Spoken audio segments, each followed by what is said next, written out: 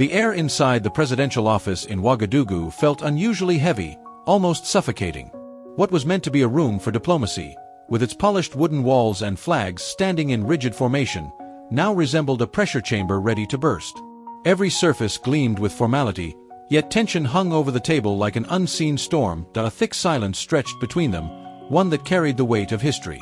Du Bois broke it first, leaning forward with a diplomatic smile that barely masked his frustration. His words dripped with the tone of a teacher correcting a defiant student. "France has supported Burkina Faso for decades," he reminded. Traoré did not hesitate. His answer came with a quiet force that hit harder than anger. "And for decades," he replied, "Burkina Faso bled." Du Bois's expression hardened. His posture straightened. The ambassador had expected resistance, but not defiance delivered with such calm precision. He removed the mask of diplomacy and allowed the real message to slip through. "In that case," he said, "let me speak plainly. France cannot guarantee your security or your position if you continue on this path." The threat landed between them like a blade. Traoré did not avert his eyes. He didn't shift or fidget. Instead, he breathed slowly, as if the words held no power over him at all. "I'm not afraid of losing a position I never asked for," he said. "I'm afraid of leaving my people in chains." Du Bois's eyebrows tightened. "You misunderstand the world, Captain." The ambassador tried again, this time putting aside threats and adopting a tone of reason, almost pleading. He needed Traoré to bend. "We can still work together," Du Bois insisted. "We can restore cooperation. Stabilize your economy. Protect your government. All we ask," Traoré cut him off without raising his voice, "you ask for obedience." The room froze. Du Bois stared at him as if he had been struck.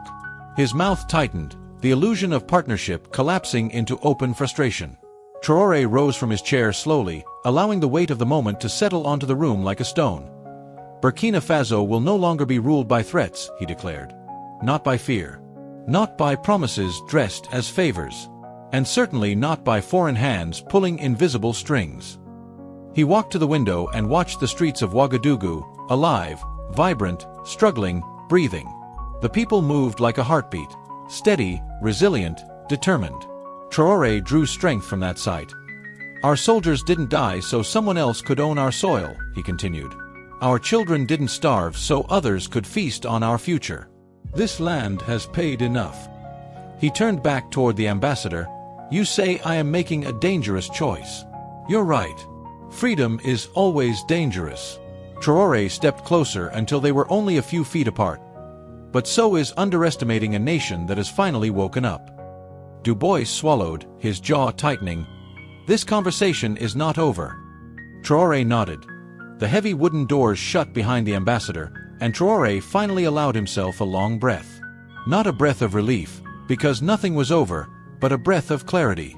He knew what his words meant. He knew what storm he had just unleashed.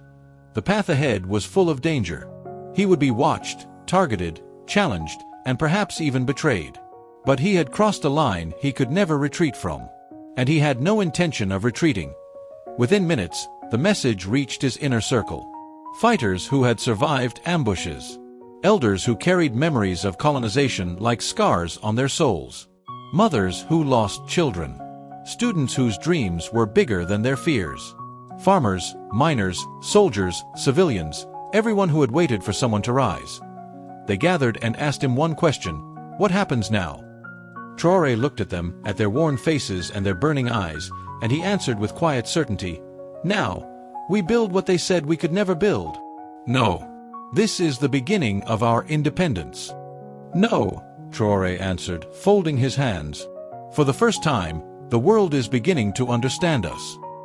Jean-Pierre Du Bois, the French ambassador, sat with the controlled confidence of a man trained to disguise power behind politeness. His suit, perfectly pressed and painfully expensive, projected an image of superiority. His smile, thin and cold, carried the sharpness of a concealed weapon. He entered the room believing his presence alone could reshape destinies. Across from him sat Captain Ibrahim Traoré. His military uniform bore no special insignia, no decorative symbols, nothing to boast rank or ego. Instead, it reflected a man shaped by struggle, by battles in the field, betrayals from within, and the unending cries of a people who had suffered long before he rose to leadership. His calm posture contrasted sharply with the ambassador's polished arrogance. For the outside world, France and Burkina Faso still appeared to be partners, allies, political dancers moving in synchronized steps. But inside this room, every string of that familiar dance was unraveling, one thread at a time. That night, inside a secure underground room lit only by blue screens, Traoré sat across from a man once considered one of the most dangerous hackers in West Africa. A man who had breached international intelligence networks, evaded entire security agencies, and lived for years in the shadows. Now, he sat in front of the president of Burkina Faso. Traoré placed a thick file on the metal table. The room hummed with electricity, cold and tense. Inside the file were satellite images captured in secret. Intelligence reports stamped confidential and classified.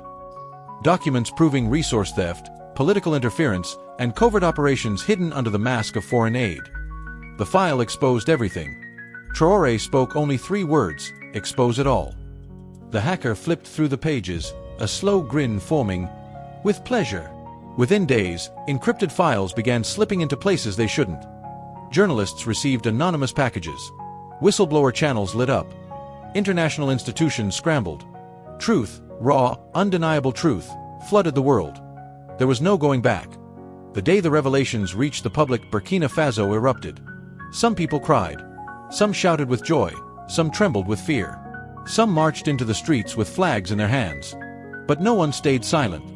The world media demanded explanations. Governments issued statements. Analysts debated. Embassies panicked.